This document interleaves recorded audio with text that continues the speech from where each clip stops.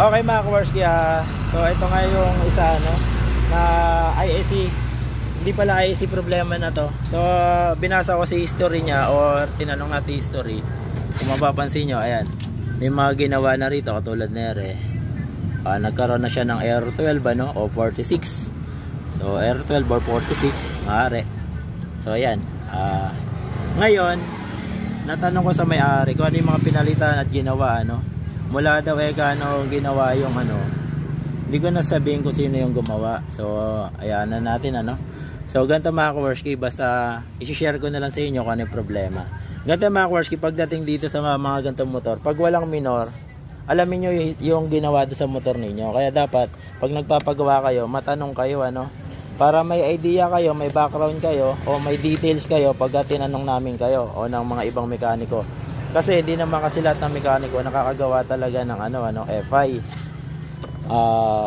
Yung iba kasi dinadaya lang nila So ito mga Kawarski, namamatay ito namamatay.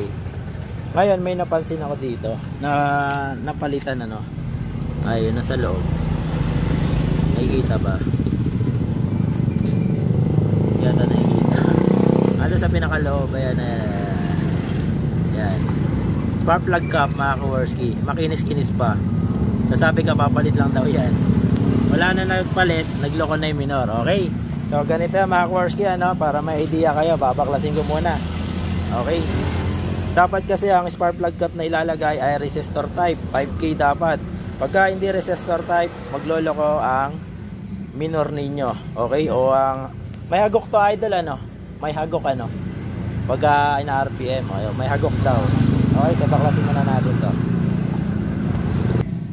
Okay, siya mga Kawarski, ito na spark plug cap, ito muna gagalawin ko, hindi ko pa dinadiagnose yan check lang natin. Ito mga Kawarski, pag i-check nyo to, yung mga nagkakabit ng replacement, sisiguraduhin nyo po tama yung ilalagay ninyo. Kasi may replacement naman po na may resistor. Ito, naniniwala ko dito wala to. Kasi wala nakasulat Okay. So, ang hula ko ito yung problema. Hindi hula, sureball siguro. Sige, basahan natin ng Okay mga Kawarski, so ito na ito kasi yung spark plug cap nila So pagka continuity, walang resistor type. Ibig sabihin, ito yung continuity. Tignan nyo sa voltage ipagtatap ko. Ayan. Like 0.00 Pagka ganyan din ang reading na to, ibig sabihin wala siyang resistor. Ayan, check natin, tusok. And then, ayan, nag 0.00 lang din. Ayan nakatap. Ngayon mga Kawarski, meron ako dito kasi spark plug cap. Ito, resistor type tignan natin kung ilang K. Ayan, nagre-rate siya sa 4.7 So dapat ang ating mga ignition spark plug cap dapat may resistor type po. Pagka hindi po resistor type, supply po sa mga motor natin yun. So ito muna ilalagay natin dahil wala akong original na pang medyo may kamahalan pagka yung original ito ilalagay natin. So dyan lang muna ako mag-aayos. Okay, tingnan natin kung maglolo ko yung minor. Kabit mo na. Okay na mga Kawarski, ito okay na ba idol? Okay na. Okay na. So di ko na video kasi walang center stand mga Kawarski Ito ang problema lang na to kung bakit na umahagok dahil doon. Pero ayusin ko pa to.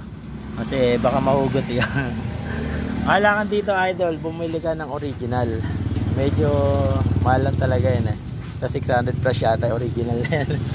So mga Kawarski ayun lang, wag kayo maglalagay ng hindi resistor type Pwede naman kahit anong spark plug cap kung wala kayong makita pa ng original pwede naman basta resistor type siya, naka 5K o 4K ganon, 4.7, 4.5 mga ganon.